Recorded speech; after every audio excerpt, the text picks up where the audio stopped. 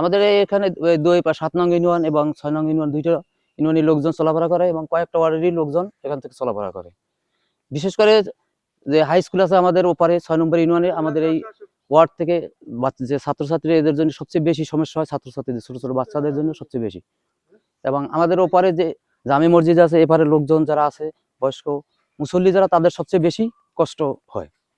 সমস্যা এই ব্রিজটা পাড়াইতে 3টে 4 পাড়ার লাগে। এখন যদি 3টে 4 পাড়ায় কেউ পড়ে যায় তাহলে সে অলরেডি মার্ডার, কারণ নিচে রডের উপর পড়লে আস্তে শিকের মতো এই শুলের মতো ঢুকে যাবে পেটের মধ্যে অথবা পাছার মধ্যে।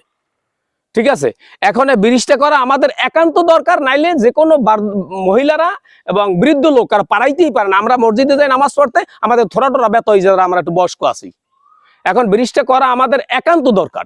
এখান থেকে নামতে আমার বাচ্চা চিক মারছে যে আমি পড়ে যাব, আমাকে কোলে নাও। তা আমি তো লই নামতে আমি নিজেই হাফসাই গেছি, অনেক কষ্টকর। এই ব্রিজটা তো অনেক বছর ধরে হয়েছে, কিন্তু কমপ্লিট হয় নাই এখন পর্যন্ত, রাস্তাঘাট গুলো ভালো হয় না। থেকে প্রায় 15 ফিট উপরে, 15 থেকে 20 ফিট উপরে। এখান থেকে আমাদের এবং আমাদের মা বোনদের চলাফেরা করতে অনেক কষ্ট হয়। আমরা তো এখন এই রাস্তা থেকে চলাচল করিই না, কারণ কি এখান থেকে বেয়ে বেয়ে উঠতে হয়, তাতে আমাদের শ্বাস ঘন হয়ে যায়, হাফসাই যায়। তো আমরা চাই যে এই ব্রিজটার কাজটা সম্পন্ন হোক, আমরা যেন সবাই একটু স্বস্তির নিঃশ্বাস পাই এবং যেন আমরা ভালোভাবে চলাফল করতে পারি।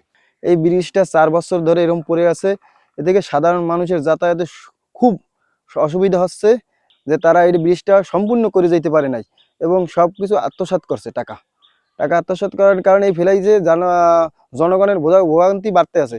এখান থেকে নামাজ পড়ে মুসল্লি, অন্তপক্ষে 1-150 মুসল্লি যায় মসজিদ নামাজ পড়ে, তারা খুব কষ্টের কারণে সকালবেলা যেতে পারে না।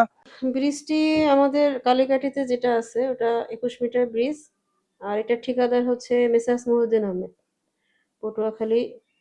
তো এটা আসলে কার্যাদেশ ছিল 2020 সালে এবং শেষ হওয়ার কথা ছিল 2021 সালে। তো তখন কাজ শুরু হয়ে এটার স্ট্রাকচারের কাজটা শেষ হয়েছে, 70% প্রোগ্রেস।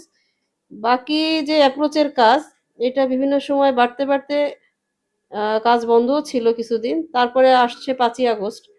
5ই আগস্টের পরে আমাদের ঠিকাদার পলাতক অবস্থায় থাকার কারণে তার সাথে আর কোনো রকম কোনো যোগাযোগ করা হয় নাই।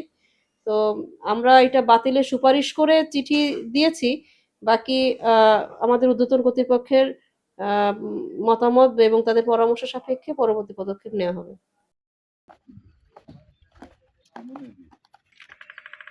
আস্তে আস্তে আস্তে আস্তে আস্তে আস্তে আস্তে আস্তে দাদু, আস্তে আস্তে আস্তে দর্শনী ধরেন, দর্শনীতে যান, ভিডিও হয়ে যাবে।